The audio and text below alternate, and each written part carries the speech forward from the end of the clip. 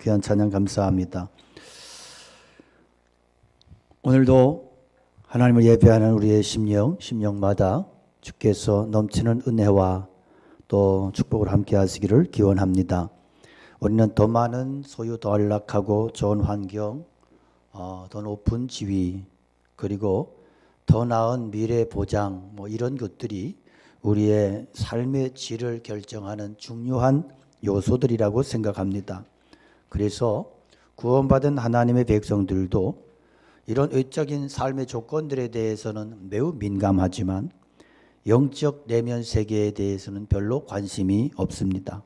물론 육체의 건강이 얼마나 중요합니까? 몸이 아프면 모든 게 다 귀찮고 기쁨을 잃어버립니다. 그래서 몸만 건강하고 평안한 삶이 지속되면 항상 기쁨과 행복이 넘치리라는 그런 착각을 하게 됩니다. 그런데 과연 그럴까요? 우리가 배고플 때 밥 한 그릇은 자신을 행복하게 하는 굉장히 중요한 그러한 일이 되지만, 그러면 한 그릇 더 먹으면 그만큼 행복이 더 배가 됩니까? 더 한 그릇 더 먹으면 3배가 되나요? 아니, 그렇게 하면 재앙이 되죠. 고통스럽고 탈이 나버리는 거죠. 창세기 42장에서 말씀드렸지만 하나님의 관심은 항상 우리의 영혼, 우리의 내적인 가치, 내면에 있습니다. 물론 환경도 중요하죠. 그러나 하나님은 먼저 우리의 중심이 성령 안에서 변화되기를 원하십니다. 오늘 야곱은 130세 고령이었고 인생의 백전노장과 같습니다. 그는 어린 시절 이삭 아버지의 편애에 의해서 상처를 많이 받으며 자랐습니다. 누구보다 인생의 고난과 시련을 많이 겪은 사람입니다. 그가 애굽에 내려가서 바로 앞에 섰을 때 바로가 네 나이가 얼마냐 묻고, 거기에 대해서 야곱이 제 나이가 130이지만 험악한 세월을 살았습니다, 이렇게 고백을 합니다. 그는 태어나면서부터 에서의 발뒤꿈치를 붙잡고 나왔고 이 컴플렉스에 사로잡혀서, 그래서 형의 장자권을 빼앗기 위해서 혈안이 되고 눈 어두운 아버지를 속여서 그 축복을 가로채고 그 일로 인해서 집안에서 도망쳐 나와서 객지 생활이 시작이 되고 20년 넘도록 외삼촌 라반의 집에 가서 살면서 온갖 박해와 그런 어려움을 다 당했지만 거기에서도 아주 집요하게 살아남고 생존해서 외삼촌의 재산을 꽤 많이 빼앗아 가지고 이렇게 자기 소유로 챙겨서 고향으로 돌아옵니다. 끝까지 포기하지 않는 집념으로 아내 라헬을 얻었어요. 그리고 그에게서 난 아들 요셉을 사랑했지만 요셉을 잃어버렸고 이제 그에게서 난 아들은 베냐민 하나밖에 없는데 이 베냐민에게 온갖 모든 애정과 집착을 다 쏟아내고 그렇게 살고 있었습니다. 그런데 애굽의 총리가 난데없이 그 자기가 목숨같이 집착하는 그 베냐민을 데려오지 아니하면 양식이고 뭐고 생각을 마라 이래 버렸어요. 그러니까 야곱이 그에게 넋이 나가고, 그리고 야곱은 그 목숨 걸고 자식을 못 보내겠다고 하고 형제들은 이 자식이 가야 된다 하고 이 갈등 관계 속에서 넋이 나가 있는, 그러다가 기근이 점점 심해지고 양식이 이제 뚝 떨어져 버렸습니다. 자, 이 사건을 통해서 하나님께서 우리에게 과연 무엇을 말씀하시려는 것일까요? 먼저는 우리가 살펴볼 것은 야곱에게 있는 이 집착의 원인이 되는 그의 마음의 상처에 대한 부분을 좀 살펴보기 원합니다. 야곱은 아들 르우벤의 제안을 거부했어요. 르우벤이 자기 두 아들을 담보로 해서 이렇게 베냐민에 내려가서 곡식을 얻어오겠다 제안했지만 야곱이 이런 자에 잘라버렸습니다. 그런 중에 이제 기근이 더 심해지고 양식이 떨어진 거예요. 자, 더 이상 버틸 수 없어요. 더 이상 버티면 굶어 죽습니다. 이런 상황 속에서 야곱이 또 자식들에게 내려가서 양식을 구해와라. 그러니까 그때 이제 다시 설득하기 위해서 나선 아들이 넷째 아들 유다예요. 그래서 3절에 보면 유다가 아버지에게 말하여 이르되 그 사람이 우리에게 엄히 경고하여 이르되 너희 아우가 너희와 함께 오지 아니하면 너희가 내 얼굴을 보지 못하리라고 했습니다. 그러니까 베냐민 데려가야 우리는 굶어 죽지 않습니다. 그런 말이죠. 그런데 야곱은 이제 요셉을 잃어버렸잖아요. 자기 가장 사랑했던 라헬을 잃어버리고 그 다음에 요셉을 잃어버렸고 이제 남은 베냐민 하나 남았는데 이놈마저도 데려간다 하니까 야곱은 견딜 수 없는 거예요. 그런데 이런 상황 속에서 유다는 아버지를 설득시켜요. 그래도 가야 된다. 이 아들 함께 해야 된다.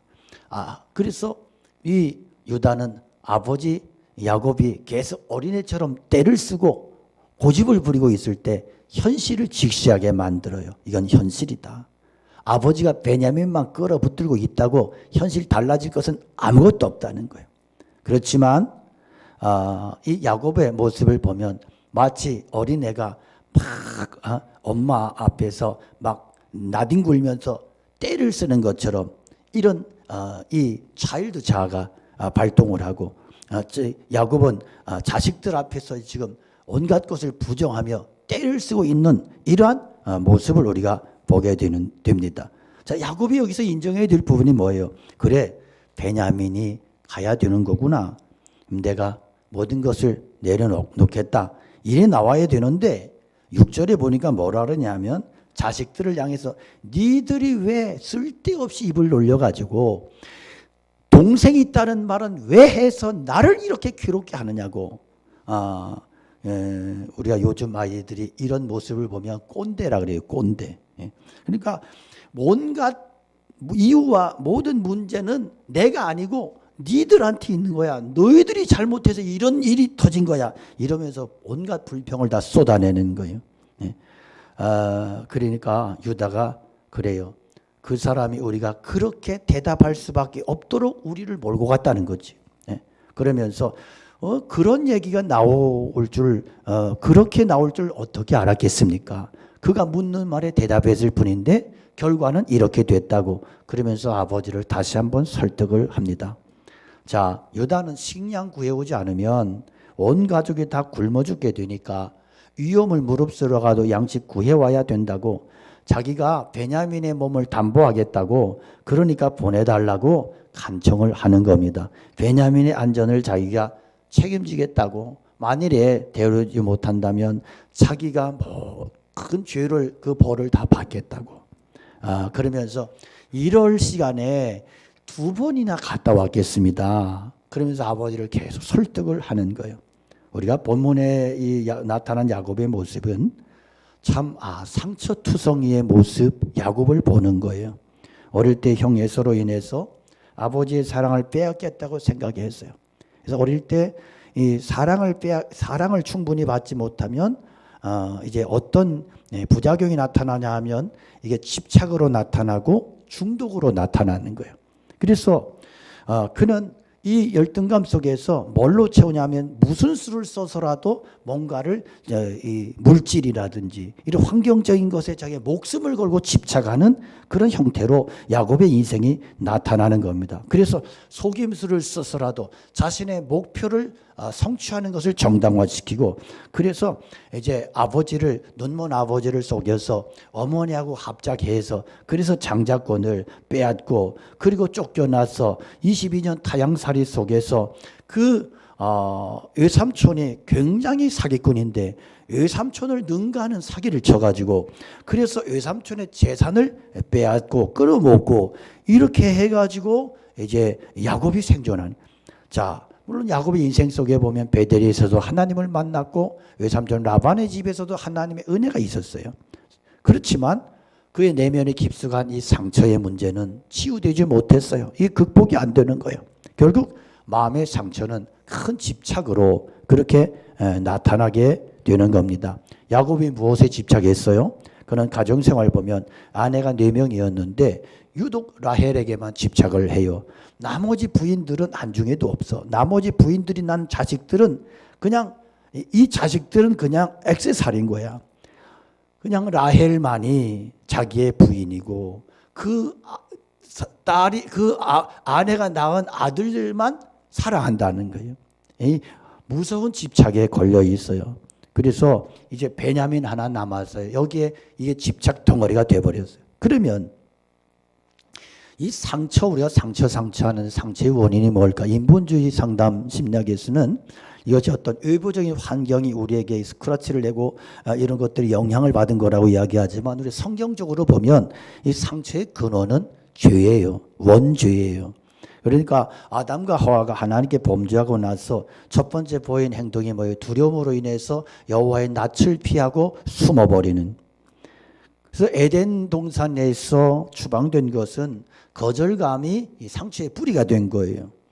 다시 말해서 모든 인간은 태어날 때부터 원죄를 가지고 있기 때문에 상처를 안고 태어난다. 그 근원을 가지고 태어난다. 그래서 상처는 이렇게 학습 경험에 의해서 후천적으로 형성이 되고 우리 속에 들어오는 것이 아니고 이미 우리의 내면 속에 근원으로 존재하고, 그것이 우리 삶의 현장에서 이렇게 충돌하면서 이렇게 그 영향이 나타나지고 현실화되는 것입니다. 그러므로 이 진정한 치유의 길은 오직 예수 그리스도의 십자가를 통한 완전한 복음을 통해서만이 이것이 치유될 수 있다는 것이에요.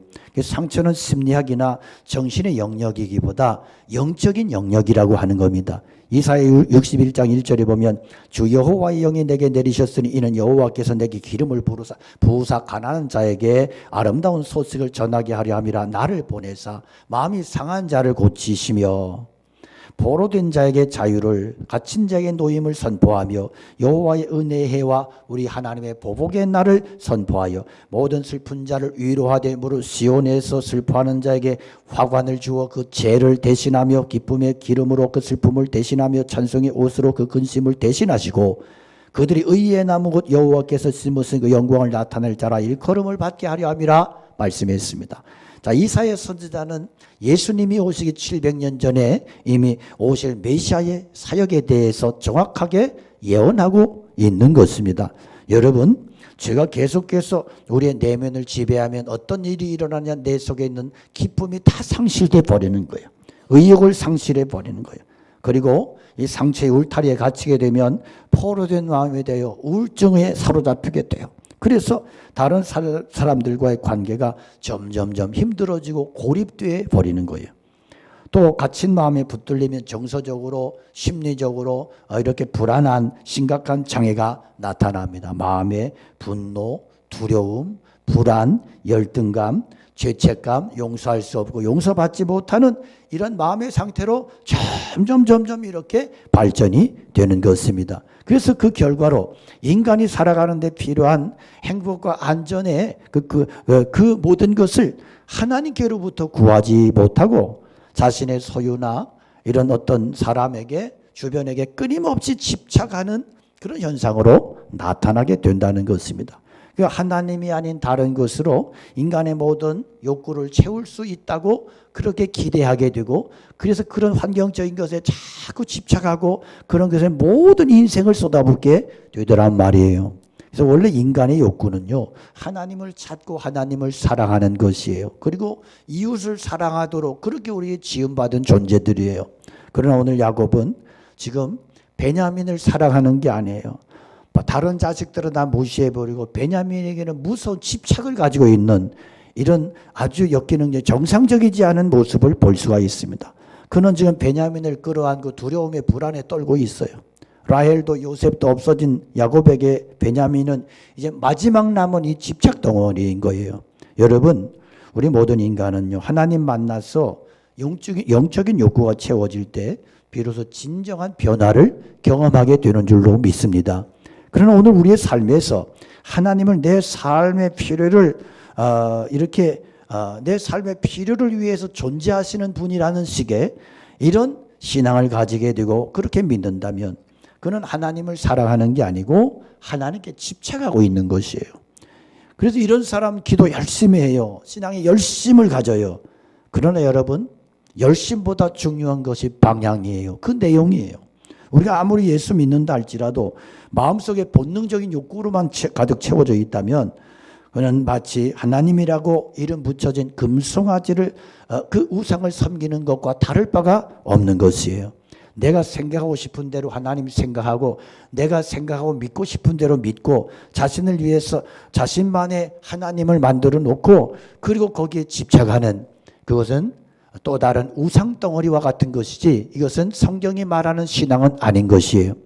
이 모습이 오늘 야곱의 모습, 오늘 저와 여러분들의 실존의 신앙의 모습은 아닐까 생각해 보시기 바랍니다. 이런 문제들이 어떻게 치유될 수 있느냐? 이것은 은혜의 하나님께서 나를 찾아오심으로써만이 가능한 것입니다. 야곱에게 하나님이 찾아오실 때 가능했던 것처럼 이것이 오늘 야곱을 통해서 우리에게 주시는 메시지인 것입니다.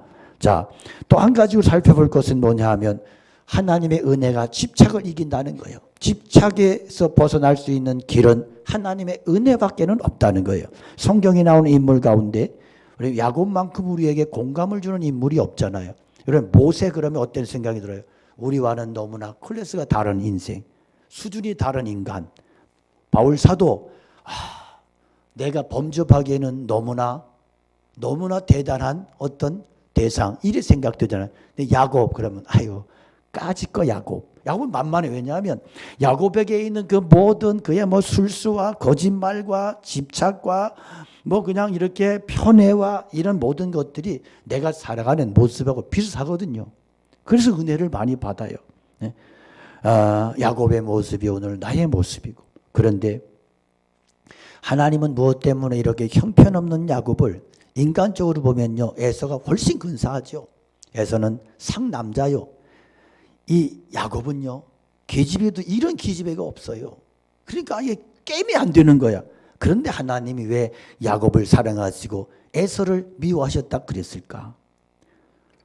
우리가 이것을 가리켜서 뭐라 그래요? 은혜라 그러는 거예요. 은혜. 그러니까 우리 하나님 앞에서 기억할 것은 내가 어떤 자격이 있고 내가 뭐 어떤 존재의 어떤 가치가 있고 내가 똑똑해서 하나님이 나를 부르셨다? 그 꿈에서 깨라는 거예요. 하나님이 야곱을 택하시고 에서를 버리시고 야곱을 택하신 사랑하신 여기에 뭐가 있다? 하나님의 절대적인 은혜가 있다는 거예요. 할렐루야. 네. 그래서 우리는 은혜로 살아가는 인생. 자, 이제 하나님께서는 야곱이 끝까지 집착하고 있는 것들을 내려놓는 자리까지 몰고 갔어요. 사랑했던 라헬도 요셉도 없어요. 베냐민만 남았어요.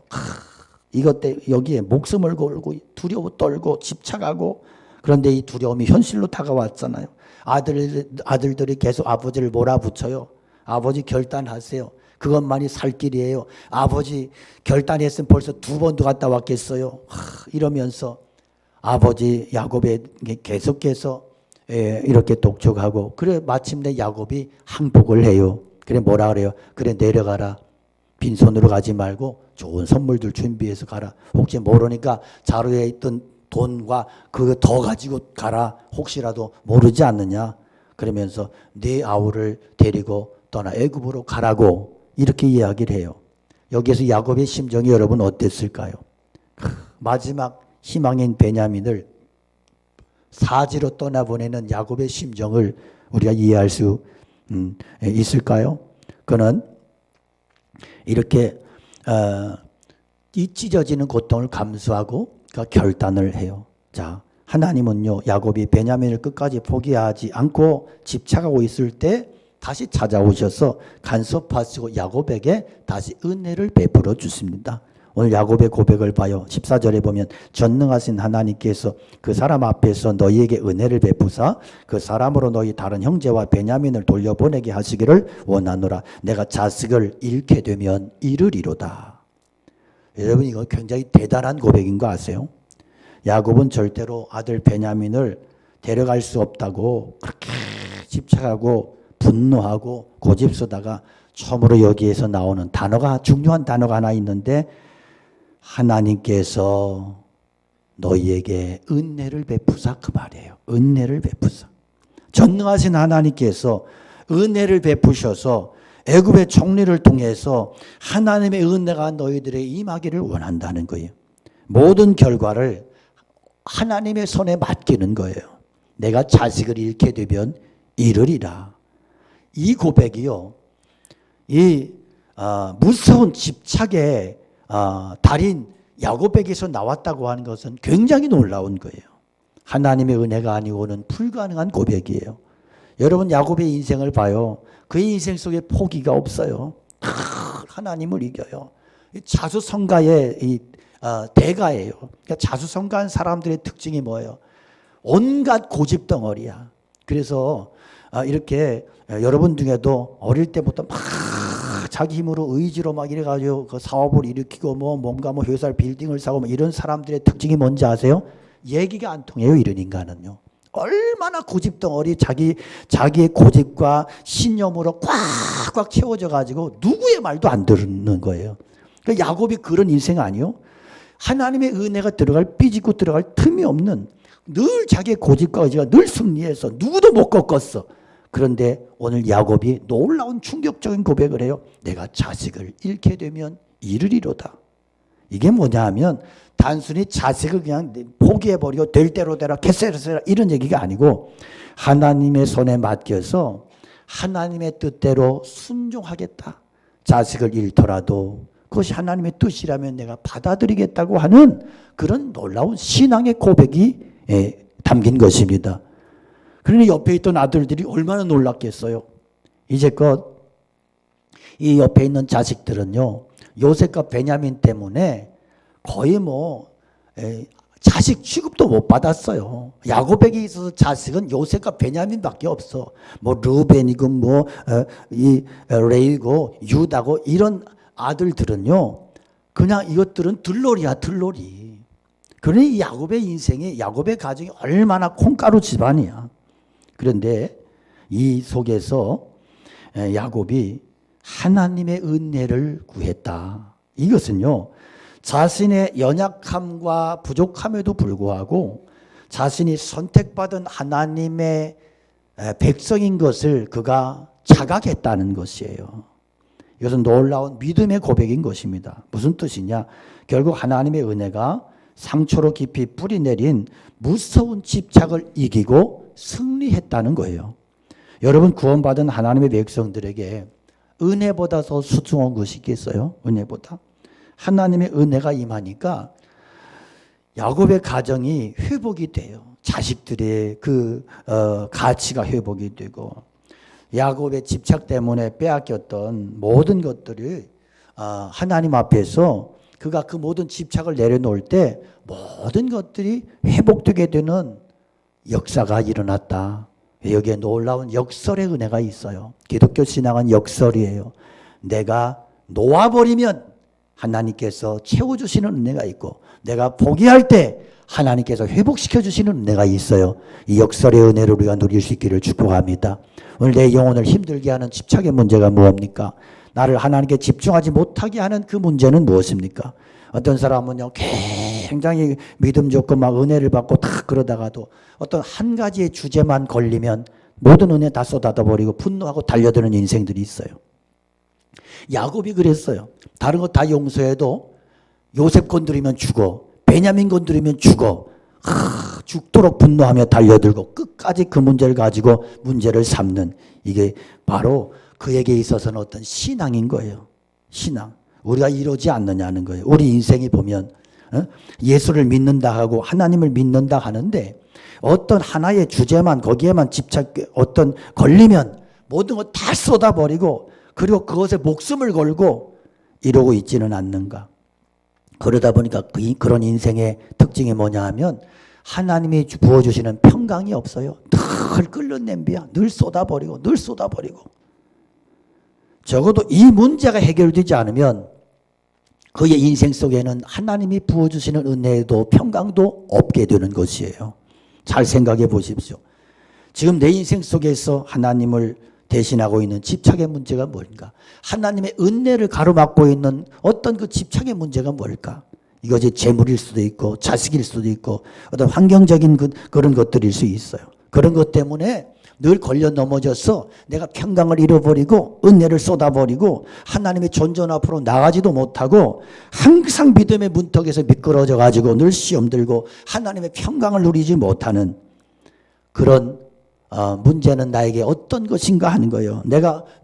나에게는 이것이 무엇인가 하는 거예요. 오늘 성령님께서 여러분 심령에 찾아오셔서 이런 문제들을 해결해 주시고 놀라운 평강의 은혜를 부어주시기를 축복합니다. 축복합니다.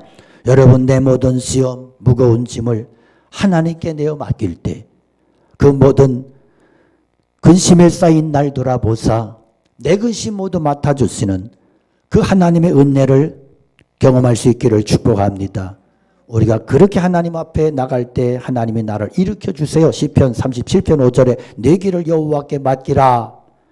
그를 의지하면 그가 이루시리라. 할렐루야. 이루면 잃겠다고 하는 것은 야곱이 자포자기하는 게 아니라 하나님께 맡기고 하나님의 은혜에 모든 것을 전적으로 의탁한다는 거예요. 그 결과에 대한 모든 결정을 전적으로 하나님께 맡긴다고 하는 그런 신앙 고백인 것입니다. 여러분 모든 게 있어도요 하나님의 은혜가 없으면요 아무 소용이 없어요. 우리에게 인간의 노력, 어떤 능력, 실력도 중요해요. 그런데요 중요한 것은 따라합니다. 그 위에 하나님의 은혜가 있어야 합니다. 믿으십니까? 네. 하나님의 은혜가 덮어주지 않으면요 말짱 도루묵 되는 거예요. 에베소 2장 8절 9절에 너희는 그 은혜를 인하여 믿음으로 말미암아 구원을 얻었나니 이것이 너희에게서 난 것이 아니요 하나님의 선물이라 행위에서 난 것이 아니니 이는 누구든지 자랑하지 못하게 하려 함이라 말씀하셨어요. 예수 믿고 구원받은 모든 성도들은 구원의 은혜를 받았습니다. 이 구원의 은혜는 내 노력과 내 의지, 어떤 내 선행과 노력과 이런 것과 아무런 상관이 없이 하나님께서 우리에게 베풀어 주신 일방적인 그러한 은혜인 것이죠. 그런데요, 이 은혜와 함께, 이 구원의 은혜와 함께 하나님께서 우리의 삶의 믿음의 태도를 보시고 그렇게 우리의 삶을 보시고 베풀어 주시는 그 또 다른 은혜가 있어요. 시편 31편 19절에 보면 주를 두려워하는 자를 위하여 쌓아두신 은혜, 곧 주께 피하는 자를 위하여 인생 앞에 베푸신 은혜가 어찌 그리 크신지요. 그랬어요. 은혜를 사모하고 하나님을 경외하며 겸손히 하나님 앞에 자신을 낮출 때 하나님께서 베풀어 주시는 은혜가 있단 말이에요. 할렐루야. 그래서 정말로 겸손한 자에게 은혜를 주시나니 그랬잖아요. 그래 교만한 자는 은혜 쏟기에 바빠. 맨날 쏟아버려. 겸손하면 그는 웅덩이와 같이 하나님의 은혜가 고이게 되는 것이에요. 저는 우리 성도님들이 정말로 하나님의 은혜에 붙들리는 하나님의 은혜에 머무르는 그러한 인생들이 될 수 있기를 축복합니다. 제가 자식들을 위해서 이렇게 늘 바라고 기도할 때마다 우리 애들을 생각할 때마다 제가 늘 하는 기도의 제목이 뭐냐 하면 하나님 이놈들이 하나님의 은혜를 떠나지 않기 원하고 하나님의 은혜를 상실하지 않는 인생이 되기 원합니다. 은혜를 안다고 하는 게 신앙이에요. 하나님의 은혜를 인정하는 것이 가장 존귀한 중요한 신앙이에요. 그래서 우리가 험악한 세상을 살아가면서 얼마나 기가 막힌 일들이 많이 일어납니까?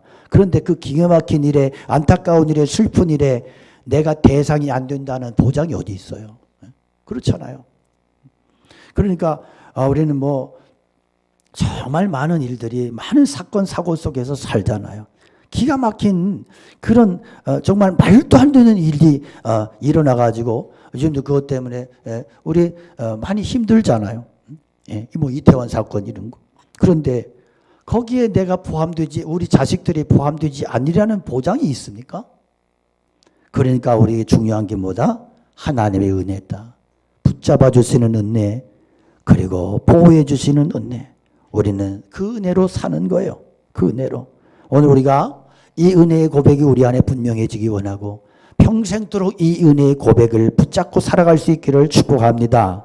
여러분 주님의 교회는요 하나님의 은혜가 머무르는 곳이에요. 그래서 우리가 서로가 은혜에 머무르기를 기도하고 은혜의 회복을 위해 기도할 수 있기를 원해요. 고든 맥도날드는요 세상도 교회 못지않게 선하고 아름다운 사역을 할 수 있다 그래서요. 맞잖아요. 오늘날 옛날에 교회가 하던 일들을 국가가 다 뺏어가가지고 그래가지고 이게 이 사람들이 교회에 대한 이미지가 어떤 인식이 더 약해지는 부분도 있어요. 그런데 그렇게 세상도 아름다운 일을 할 수 있어요. 선한 일을 할 수 있어요. 그런데 세상이 절대 못하는 일이 있다. 그게 뭐냐? 세상은 은혜를 베풀 수 없다. 은혜를 베풀 수 없다. 오늘 코로나로 인해서 우리의 믿음과 신앙이 많이 무너져 있는 모습을 봐요. 오늘 하나님의 은혜가 과연 내 심령에, 우리의 가정과 심령에 머무르고 있습니까? 내가 자식을 잃게 되면 이르리로다. 오늘 내 안에 이런 하나님을 전적으로 신뢰하는 그런 믿음의 고백이 있습니까? 야곱은 이런 믿음의 고백 이후에 그 놀라운 평안을 회복할 수 있었단 말이에요. 그런 놀라운 은혜를 경험하게 되었고, 그리고 이 은혜의 고백 이후에 그가 그렇게 사랑했던 요셉도 만나게 된 것입니다.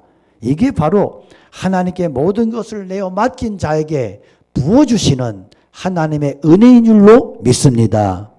눈을 들어 주를 보라.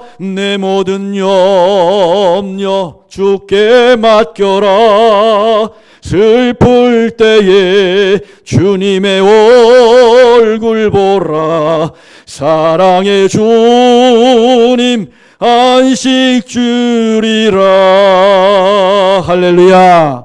여러분, 아직도 은혜가 떠난 야곱처럼 하나님보다 이 세상 것들에만 집착해서 불안에 떨고 있는 우리 영혼을 주님이 불쌍히 여기시고 다스금 은혜와 긍휼을 베풀어 주시고 회복시켜 주시기를 간절히 소망합니다. 그래서 더 이상 세상에 집착하는 인생이 아니라 성령 안에서 하나님의 은혜에 붙들려 살아가는 믿음의 종들이 다 되시기를 주님의 이름으로 축복합니다. 할렐루야. 우리 함께 찬양 올려드립니다.